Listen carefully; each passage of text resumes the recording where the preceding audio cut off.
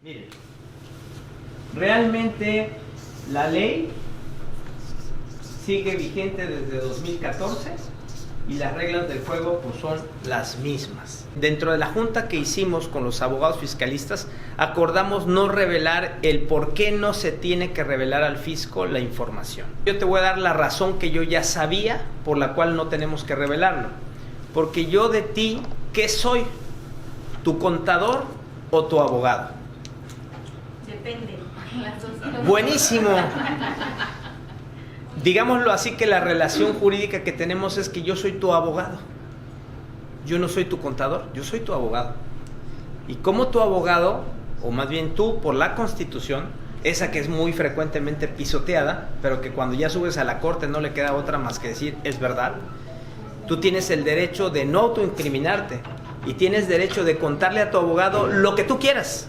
Maté a un perro, maté a más personas, o lo que sea. Y tu abogado tiene que guardar absoluta secrecía sobre lo que está diciendo. Si ahorita, digámoslo, tú no cometes ningún delito de los que no compras facturas ni nada, en eso podemos estar súper tranquilos.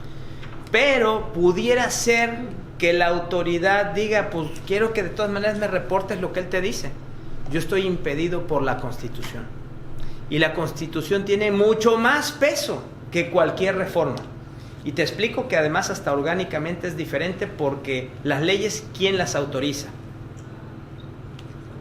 El Congreso, que pasa por la Cámara de Senadores y de Diputados nada más.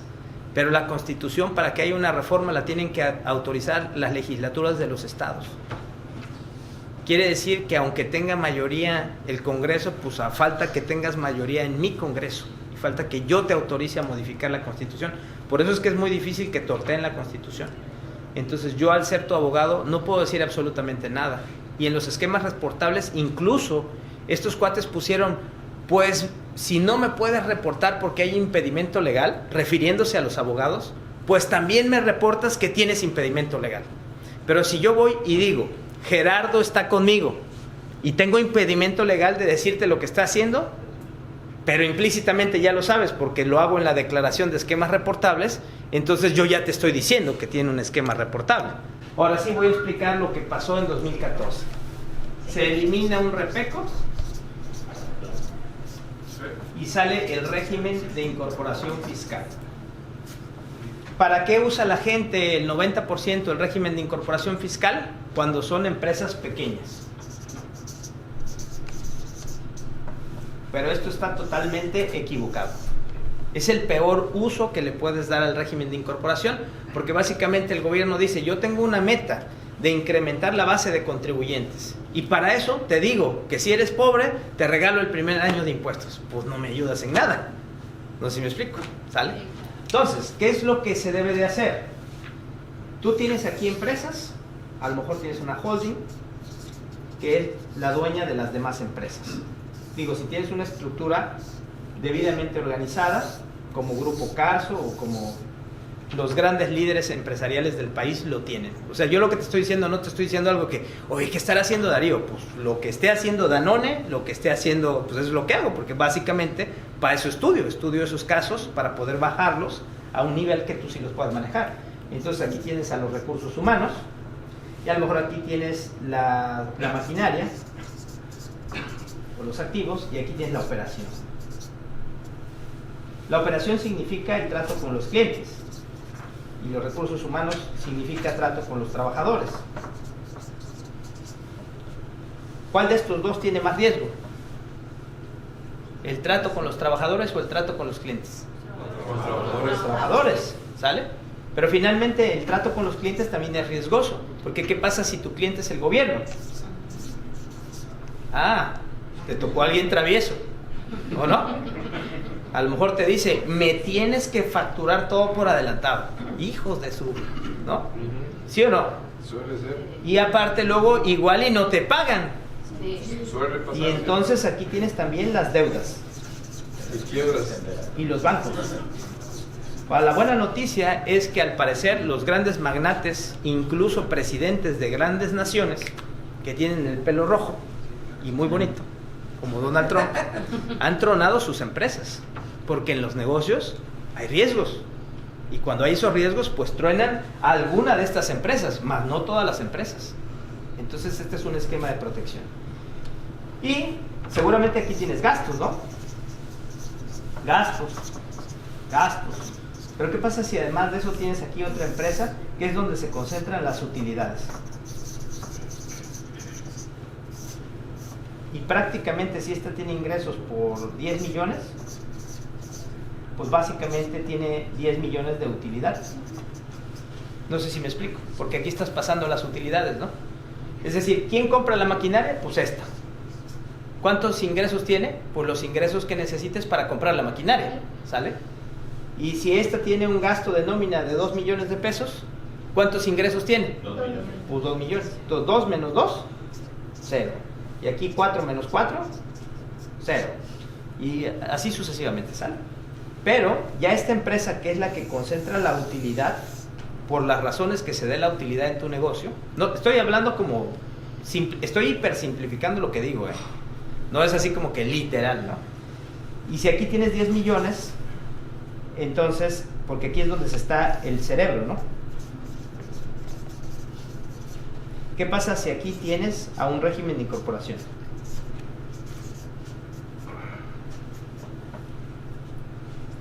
El primer año no paga. El primer año no paga, pero hay varios problemas y barreras que liberar, ¿no? Es que no puede ser socio, es que no puede exceder,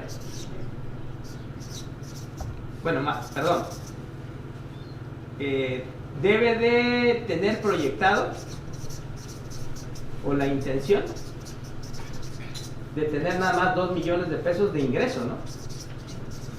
¿Cierto o falso? Sí. Pero, ¿cómo le haces para que no sea socio y aún así mantenga el control de la empresa?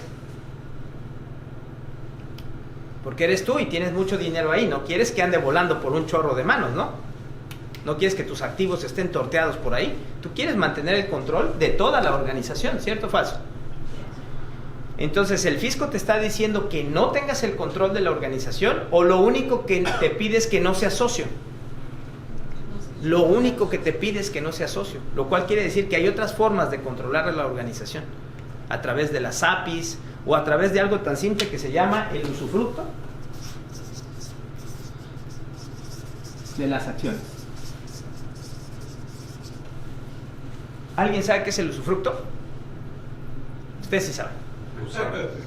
Cuando usas algo. Exactamente, es el uso y los frutos, que se separa del título. El título o la titularidad es quién es el dueño. Y el otro es el ganón.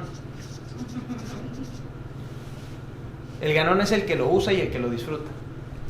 Y no me veas con cara de sorprendido, porque tú eres el que trabaja y quién es el que disfruta los bienes. Eso ya pasa, ¿o no? Nada más que esto lo hace formal y legal ante notario. Y ya tú no eres socio. Esta es una de las maneras, ¿sale?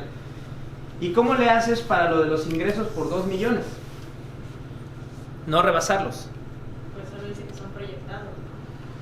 Bueno, sí, pero hay que hacerlo todavía más sólido. Es decir, tú haces un contrato para que el servicio sea por 2 millones. Pero a lo mejor el contrato no estás impedido de que sea por 20 años.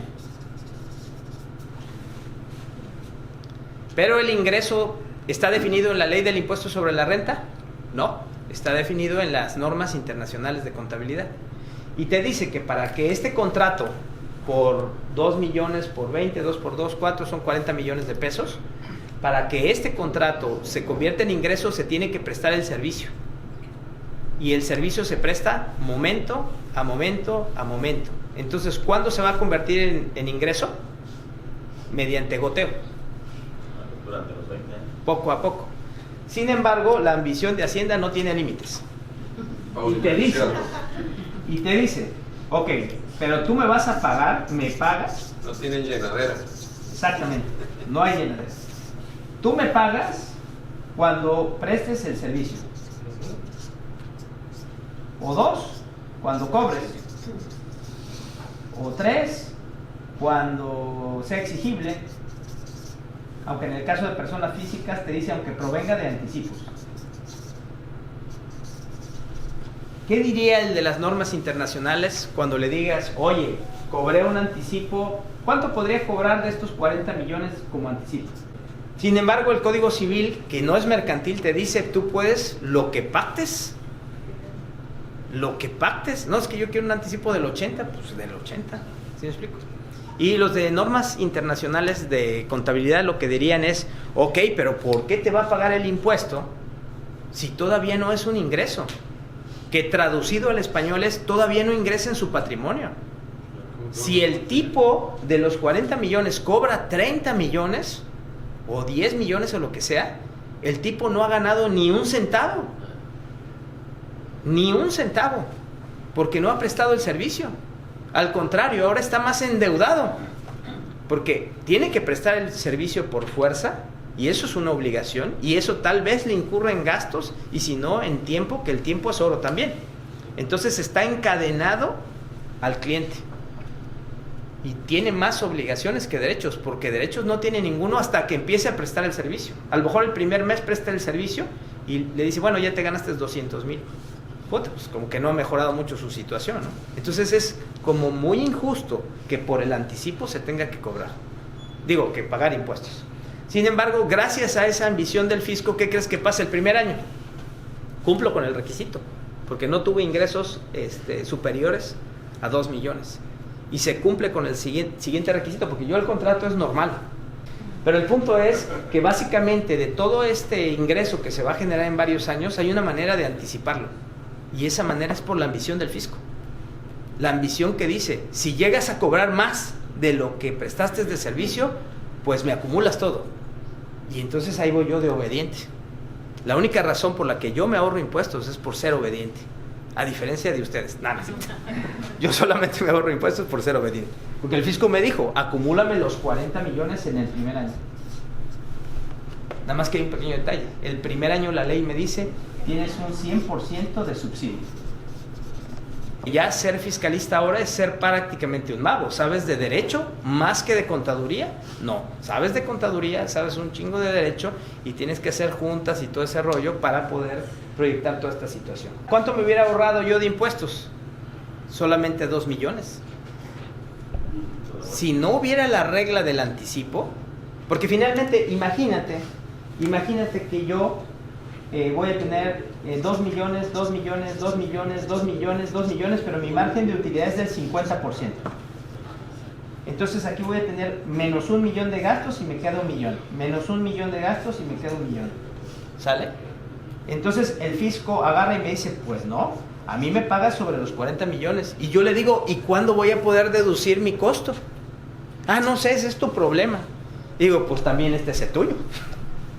¿La persona moral puede deducir los 40 millones o no? Si es un gasto, sí.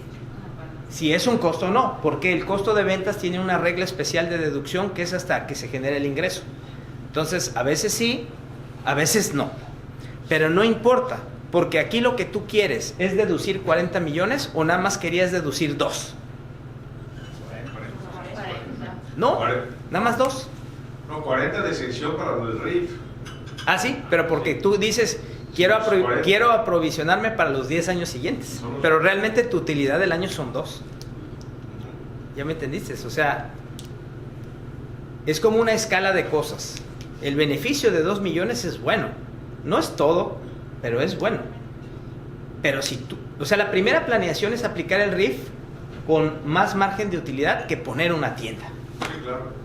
Si tú eres un RIF y dices, no, pues yo voy a vender 2 millones y voy a tener 1.8 de gastos y me quedan 200,000 pesos de utilidad, ¿para qué chingados eres RIF? No, el RIF es para personas que tienen el 100% del margen de utilidad. Y entonces ahora sí, toda esa utilidad es ahorro fiscal. La ley estaba destinando un tema para que te ahorraras hasta cierto monto y lo superamos. Y te puso ciertas barreras y las superamos. Y te puso otra barrera y la superamos. Lo que te quiero decir es que la creatividad del ser humano es infinita. Miren, no se los miento. Albert Einstein dijo, si hay algo complicado, es la ley del impuesto sobre la renta. Lo dijo el científico. Sí, sí, sí. Increíble, o sea, por eso hipersimplificarlo puede ser algo difícil, pero lo que quiero que me entiendas es, hay una serie de obstáculos y nosotros hemos logrado librar los obstáculos con cosas que la mayoría de la gente no estudia. Ahora, la parte más bonita es que los que hicieron esto pueden ser revisados por el fisco, persona física y además persona moral, pero no han sido revisados por el fisco. ¿Cuántos hay de aquí que ya son clientes míos? ¿Cuántos tuvieron auditorías en el RIF? Ninguno. ¿Y en la persona moral? Uno. Y no por el RIF. ¿Sale? Entonces, lo que es muy importante es que el RIF tiene una baja fiscalización. ¿Quién tiene facultades para revisar un RIF? De todas las autoridades fiscales. Gobierno del Estado. Y en su estrategia y planeación, ¿qué tanto dinero sacan de los RIF? Nada. Sacan más de los parquímetros. Sacan más de los parquímetros. Entonces, eso no es algo intencional, pero digo, es un bonus, es un bono adicional. Pero lo más importante es que gracias a toda esa combinación de circunstancias, porque si tú te fijas, es una combinación orquestada tremenda de circunstancias. Gracias, y todas en la ley, todas en la ley. ¿Qué es lo que pasa? Si yo te quiero revisar ahorita 2014, ¿qué me dirías si hay algún abogado aquí? ¿Ya prescribió? Bueno, en este caso se le llama caducidad. Caducidad de las facultades. Porque se declara bimestralmente. Y el primer bimestre se declaró en marzo de 2014, 2015, 16, 17, 18 y en marzo de 2019. Bien pelucas. Estás bien pelucas, mano.